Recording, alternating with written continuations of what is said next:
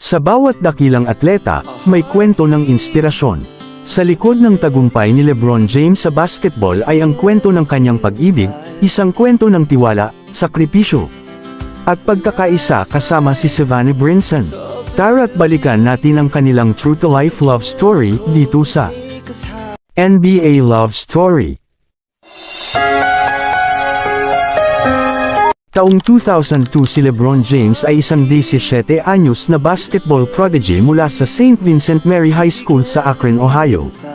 Ngunit sa kabila ng kanyang kasikatan, may isang dalaga na agad kumuha ng atensyon niya, si Savannah Brinson, isang softball player at cheerleader mula sa karibal nilang paaralan, ang Buckle High School.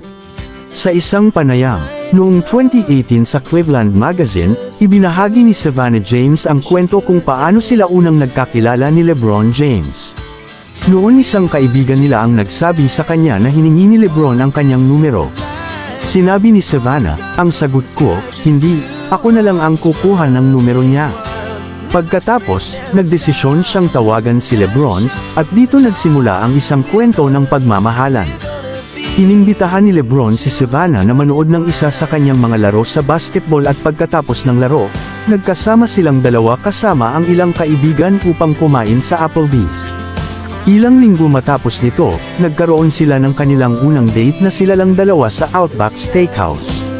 Mabilis na naramdaman ni Savannah na totoong mahal siya ni LeBron, dahil sa isang panayam noong 2010 sa Harper's Bazaar, ibinahagi niya, alam kong mahal niya ako. O nang maiwan ko ang tira kong pagkain sa kotse niya. Nakalimutan ko na ito ng tuluyan, pero dinala niya ito pabalik sa akin.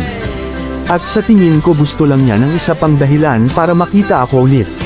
Noong huling taon ni Savannah sa high school, at rookie year naman ni LeBron sa NBA, nagkaroon sila ng hindi planadong pagbubuntis sa kanilang unang anak na si LeBron James Jr., o mas kilala bilang Bronny, na ipinanganak noong ika-6 ng Oktubre 2004. Sa isang panayam sa Harper's Bazaar, ibinahagi ni Savannah ang kanyang naramdaman sa panahong iyon. Saad niya, iniisip ko, ano ang sasabihin ko sa mga magulang ko? Ano ang mangyayari sa kanyang career? Sobrang natakot ako. Umiyak ako ng husto. Pero sinabi ni LeBron, hindi ito magiging hadlang sa akin, at hindi rin ito magiging hadlang sa iyo.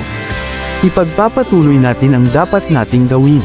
Si Bronny ay sinundan ng kanyang nakababatang kapatid na si Bryce, na ipinanganak noong ika-14 ng Hunyo taong 2007, at ng kanilang bunsong kapatid na si Zoe Nova na isinilang noong ika-22 ng Oktubre taong 2014. Maagang nagkaroon ng pamilya ang dalawa, ngunit hindi ito naging